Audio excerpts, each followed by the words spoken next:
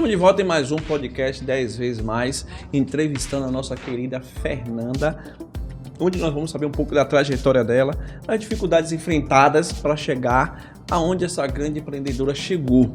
Olá, Fernanda, tudo bem? Olá, Eduardo, tudo bem? Eu vou resumir a minha história. Aconteceu muita coisa ao mesmo tempo, mas eu vou resumir para que vocês consigam entender.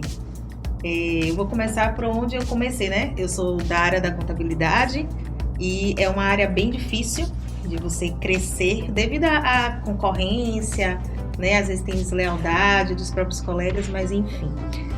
Quando surgiu a oportunidade de eu fazer um curso de contabilidade, simplesmente foi o primo do meu esposo que chegou lá. Olha, o governo, na época eu estava em Salvador, Bahia, o governo está ofertando vários cursos técnicos e eu vim aqui para poder vocês se inscreverem, que eu já me inscrevi em um e por que você não se inscreve em outro? Eu falei, não, tudo bem. Aí tava lá uma lista de cursos, aí eu só pensei, tá, eu vou escolher um curso que se eu não conseguir trabalhar numa empresa, eu consiga trabalhar sozinha. Então eu vi lá, técnico e contabilidade. Era um sorteio eletrônico. Ele que me ofertou o curso não ganhou o curso, meu marido não ganhou e eu fui sorteada. Olha, era para ser seu. Exatamente. Então eu comecei a fazer o curso numa escola pública no centro da cidade. Era bem longe, Salvador é bem grande, né? Diferente de Aracaju, bem longe da onde eu morava. E aí eu tinha um filho, na época eu tive meu filho com 18 anos, então meu filho ainda era pequeno. E eu tinha que me deslocar, eu não estava trabalhando, estava desempregada. Eu tinha que me deslocar esse curso todos os dias, porque era que nem uma escola mesmo. Segunda a sexta-feira, no período da noite. E aí eu não tinha renda para bancar o transporte. E aí muitas vezes eu tomava a merenda que a escola fornecia, porque eu também não tinha como estar comprando lanche lá. E eu fui, então a gente lutou para conseguir a meia passagem, porque o governo não dava meia passagem. E aí teve uma greve de ônibus, né? A turma começou cheia, umas 50 pessoas fazendo todo mundo empolgado. E aí teve uma greve de ônibus. Quando essa greve de ônibus acabou, vamos dizer que 10 pessoas voltaram a fazer o curso. E eu tava lá, as outras tudo tinha desistido. Mas então, a gente vê que, você já vê assim, a gente pode ver o quê? O interesse das pessoas. Exato. A primeira dificuldade acha que a melhor opção é desistir. Exato. Então, a gente conseguiu a meia passagem, né? Então, a gente começou a pagar a meia passagem. E aí, era um bairro muito perigoso de lá. Então, tinha um único ônibus que eu tinha que pegar para ir para casa. Se eu perdesse aquele ônibus, não tinha mais ônibus. E na época, não existia esse negócio de Uber. Sim. Era táxi e era muito caro. Sim. Então, teve uma vez que eu perdi. E agora, o que é que eu faço? A minha sorte é que meu pai morava em Brotas, um bairro próximo, e eu liguei para meu pai. Meu pai, fiquei no ponto sozinha, deserto, tinha vários mendigos, muitas pessoas, e eu fiquei sempre junto da escola com segurança para amenizar o perigo. Liguei para meu pai e pedi para meu pai me pegar para poder me levar para casa, que foi a minha salvação. Senão, eu não sei como é que eu teria ido para casa. E nisso as pessoas foram desistindo, né, do curso. E a gente terminou o curso com 3 pessoas. Eu e mais 2 meninos, onde a única que conseguiu se formar fui eu. Ficava na sala eu e o professor apenas. Então, assim, eu falei, eu não vou desistir. Eu já passei por tanta coisa. Sim. Nesse período, eu tinha conseguido um estágio de contabilidade no mesmo bairro onde eu morava. E aí, eu ia pro estágio. Na verdade, a minha vida era assim. Eu levava meu filho pra creche, ia pro estágio. Do estágio eu ia pro curso, pegava meu filho na creche, colocava em casa, ia pro curso, chegava em casa meia-noite e pouca, para no outro dia de manhã a mesma coisa. E aí eu me formei. Isso durante quanto tempo? 2 anos. Técnico. E aí eu me formei, o governo que doou beca, o governo que fez uma festa, então eu vi várias turmas subindo no palco, todos os colegas, tudo, e na minha vez era só eu. Eu sozinha lá para poder pegar o diploma. Na minha turma, quando a gente se forma pelo governo, o nome sai no Diário Oficial. Então, assim, turma, eu nem lembro o número da turma, mas só tinha lá o meu nome, Fernanda. E eu fiquei muito orgulhosa disso, porque eu fui a única que fui até o fim, né? Então, eu comecei a trabalhar nesse escritório de contabilidade. Ele me efetivou, de estagiária, ele me efetivou. E eu me destaquei muito na empresa. Engravidei da minha segunda filha. E aí, a minha rotina começou a mudar bastante. Então, eu botava meu filho na creche, isso gestante, botava meu filho na creche, quando a barriga foi crescendo, eu não aguentava, porque eu pegava meu filho na creche, ia para casa almoçar, dava comida a ele, às vezes ele queria repetir o almoço, não dava tempo, então eu tinha que botar ele na escola e voltar para o trabalho. Então, quando a barriga foi crescendo, eu não aguentava mais andar com tanta velocidade. Então, eu tive que fazer um acordo, pedir para chegar 1 hora mais cedo, para ter 2 horas de almoço, para poder eu conseguir fazer isso. E nisso foi uns 3 anos e meio. Não, 3 anos não, minto. Nisso foi até eu parir, até a minha menina. Quando eu tive a minha menina, que eu voltei, ele me demitiu, né? A esposa dele e a filha entrou na empresa. A filha dele já não gostava muito de mim, e aí eles me demitiram assim que eu voltei. Beleza, passou o tempo, consegui um outro trabalho lá em Salvador, onde eu também me destaquei, que eu sempre fui muito boa profissional, eu sempre me dediquei bastante, eu gostava de fazer o que eu fazia. E aí começou acho que eu vou dizer, uma das piores experiências que eu já tive na vida, e que me afeta até hoje, né? E assim, os meus chefes, eles gostavam muito do meu trabalho, só que uma pessoa, a minha supervisora, ela percebeu que eu estava me destacando muito na empresa e ficou com medo de eu pegar o lugar dela, sendo que eu não tinha interesse em fazer, mesmo que fosse me ofertado, eu não tinha interesse. Isso aí acontece muito, eu vejo o seguinte, isso aí acontece muito com pessoas que não buscam se qualificar. São inseguras, né? Dela. Eu, por exemplo, eu trabalhei numa concessionária de moto e entrei para ser vendedor. Eu não queria de passar de vendedor, porque as responsabilidades, olha a minha mente, as responsabilidades de um supervisor e de gerente, meu irmão, é pressão psicológica o tempo todo de quem tá em cima. Tem que vender, vambora vender. E uma certa vez, a minha gerente de uma das lojas que eu tava, ela olhou pra mim assim, porque eu dava as ideias. Eu gostava de dar as ideias. Eu tava na rua com os colegas trabalhando, a gente via os lugares que a gente poderia ter resultado, bater as metas da empresa, tirando dali vendas, né? Tanto de consórcio como financiamento e tal. Ela uma vez chegou pra mim na sala e falou: se depender de mim, com suas ideias pra você crescer na empresa, você nunca vai crescer, que eu nunca vou lhe indicar. Mas exatamente foi isso. Aí o que foi que aconteceu? Eu peguei e falei assim, beleza. Eu não tinha disponibilidade de viagem, que eu tinha colocado no contrato da empresa que eu não tinha disponibilidade de viagem. Eu fui lá e refiz o contrato para colocar disponibilidade. E aconteceu que na semana seguinte surgiu uma oportunidade de viajar e eu disse que eu queria ir e me colocaram para ir. Não era ela que decidia isso, quem decidia era a matriz. E eu fui como vendedor e voltei. Os resultados lá. Como gerente. Os resultados lá foram fantásticos, a gente ultrapassou o que a empresa queria. E a lógica era ser vendedor, supervisor e chegar gerente. Quando é um belo dia eu recebo a ligação do corporativo para ir para uma reunião do gerente. Quando eu chego lá, ela olhou para mim e falou: você está fazendo o que aqui? Eu digo: me chamaram. E aí parabenizou o trabalho que foi feito e o corporativo disse: Eduardo, a loja tal não está faturando, a gente não quer fechar, certo? Foi desligado hoje o gerente de lá, você quer assumir porque o trabalho que você fez, você está pronto para ser o gerente. Mas não era a loja dela, né? Mas detalhe, o que aconteceu? Era próximo da loja dela, do bairro próximo. Então o que foi que eu fiz? As ideias que eu dei pra ela, eu coloquei em prática. O que foi que fez? A loja dela começou a não produzir. Não começou a não produzir. Porque ela não quis colocar a ideia dele em prática. Porque eu peguei 2 supermercados grandes e botei stand de moto lá pra vender. Então era dentro do bairro dela. Aí quando tinha as reuniões de gerente, o gerente geral com o corporativo dizia: eu não entendo porque a Eduardo tá tirando venda tudo dentro do seu bairro. E você com uma loja lá dentro. Aí o que aconteceu? Ela teve 2 opções: ou ser supervisora ou sair da empresa, porque ela não estava tendo lucro. Resultado. Aí eu te falo, o orgulho fez com ela pediu as contas, mas eu não fiz isso aí de propósito.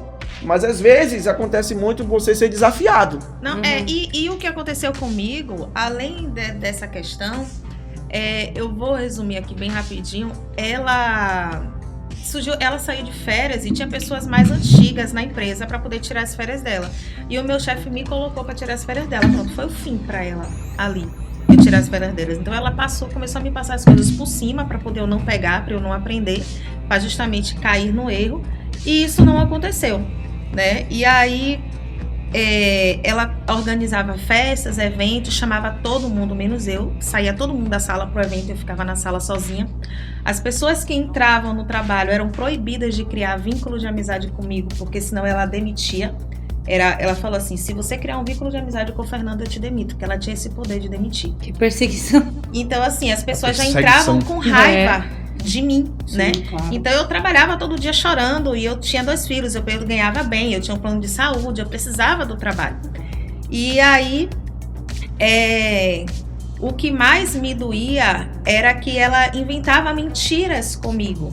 Então, até chamar a dona da empresa para dizer que eu ia trabalhar fedendo, acontecia para poder ela fazer tudo para poder eu sair, entendeu? E aí eu fiquei doente, eu tive trombose nas pernas, tive embolia pulmonar, fiquei encostada pelo INSS. Depois eu tive uma suspeita de câncer, fiquei encostada de novo pelo INSS nessa mesma empresa e os meus chefes não queriam me demitir porque eu era uma boa profissional. Sim. E ela ficava cada vez mais com ódio de mim. Então, assim, eu trabalhava muitas vezes ali na frente do computador e a lágrima descendo, porque ela era o tempo todo do meu lado soltando indireta. Então, aquilo ali me machuca muito até hoje. Eu não consigo olhar para um rosto de uma pessoa que se parece com ela, que eu sinto vontade de chorar, entendeu? Então, assim, no dia que... Já tá querendo chorar. No dia que, no fato, ela me demitiu, porque ela só conseguiu assim, ou Fernanda sai ou eu saio. E ela era uma boa profissional. Eu a admirava pelo profissionalismo que ela tinha. Não tinha o porquê dela ter raiva. Vocês poderiam se juntar para o crescimento da empresa, né? E todo mundo ganhar. Eu admirava ela como profissional. Eu falava, poxa, ela é muito boa e tal. E eu não queria nunca pegar o lugar dela. Então ela falou, ou Fernanda sai ou eu saio. E a empresa optou por eu sair. E logo depois que eu saí, 2 meses depois ela pediu demissão. Ou seja, ela já queria sair, mas ela não queria sair e me deixar lá dentro. Só que isso foi bom, porque eu peguei o dinheiro da rescisão, abri minha empresa de contabilidade e falei, a partir de hoje eu nunca mais trabalho para ninguém. E aí eu fiz uma sociedade com uma pessoa, não deu certo lá em Salvador. Fiz uma sociedade com a segunda pessoa, não deu certo em Salvador. E aí peguei minha família toda, eu, meu esposo, meu marido, e vim pra cá, pra Sergipe. A gente não conhecia, eu nem conhecia a cidade. Na verdade, eu já Porque vim... você veio, escolheu o Você caiu de paraquedas, Aracaju. foi? A gente veio pra cá porque o Gustavo procurou, como o Gustavo ele trabalhava no CLT, no DNA, então a gente procurou cidades que tinham filiais que ele poderia pedir a transferência. Então Aracaju foi uma das cidades que tinha e era próximo de Salvador pra gente ficar indo ver os nossos Você já parentes. tinha vindo aqui? Nunca. Eu também nunca tinha Veio sem ido. nem conhecer a cidade. Sem nem conhecer. Eu já vim aqui pra Eu alugar casa. também. Eu aluguei pela internet, a minha. Aí o que foi que aconteceu? Ele conseguiu a Doido. transferência para aqui para Salvador e eu peguei poucos clientes que eu tinha com a minha outra sociedade, uns 3 ou 4 clientes, trouxe e fiquei trabalhando em casa. Abri a minha empresa, meu CNPJ aqui em Aracaju e comecei a estudar, Qual é o nome conhecer mesmo? pessoas. Êxitos Contabilidade. Muito bem. E aí eu comecei a conhecer pessoas, fazer curso, dormia 2, 3 horas da manhã ali estudando, me performando. E em um ano de empresa aberta, eu consegui uns 20 clientes trabalhando sozinha. Tripliquei o faturamento que eu ganhava na outra empresa, né? E também, 1 ano e meio eu comprei minha casa com a minha renda daqui de Aracaju. Comprei minha casa Aqui em Aracaju. aqui em Aracaju. A gente Aqui só também ficou é mais morando fácil. 1 ano de aluguel, consegui comprar meu imóvel e a minha empresa tá aí crescendo constantemente. E hoje o meu antigo chefe daquele escritório, os 2 na verdade, dos 2 que eu só trabalhei em 2 escritórios, eu vou para eventos onde eles estão participando, mas hoje de igual para igual, como um empresário igual a eles. Me diz uma coisa, você está participando do grupo do 10 vezes mais. Dentro desse grupo você já conseguiu cliente? Na mesma hora. Assim que eu entrei no grupo Eu 10 já vezes queria mais, um- que eu me apresentei como contadora, eles estão precisando de um contador urgente. A gente conversou, fechamos contrato, tem uma segunda pessoa também que já entrou em contato comigo. E assim, eu sofro às vezes aqui em questão de conseguir novos clientes, porque apesar de eu trabalhar muito bem, graças a Deus eu tenho satisfação total. Nunca perdi um cliente por insatisfação, né? Eu já ouvi, como ela falou, aqui em Aracaju as pessoas visam muito pela aparência, né? Então, assim, eu tô montando um escritório, porque meu escritório ele é digital, a gente atende a todo o Brasil. Então, eu tenho empresa em Brasília, interior da Bahia, Salvador, Nossa Senhora do Socorro, Barra dos Coqueiros. Então, eu tenho clientes em vários lugares. O espaço físico não me impede de trabalhar e de prestar um bom serviço. Mas ainda assim, tem pessoas que prezam por isso. Então, querem, eu né? ouvi de um cliente aqui, de uma pessoa que eu fui apresentar a proposta, que ele não iria trocar a contabilidade dele para mim, porque na outra contabilidade ele tinha uma pessoa para falar em cada setor, ou seja, era uma empresa grande e quando ele quisesse falar com o setor fiscal tinha uma pessoa, o setor pessoal tinha uma outra pessoa e no caso comigo ele iria falar diretamente comigo. Que seria Mas bem o prático, né? atendimento... Eu prefiro Exato. ser do jeito dela. Às vezes o meu atendimento ele é bem mais personalizado, Sim, ele claro, é bem mais claro. atende ele com mais rapidez do que uma empresa tão burocrática, não desmerecendo os outros colegas, entendeu? Mas assim, uma qualidade que eu tenho no meu atendimento é a rapidez na resposta.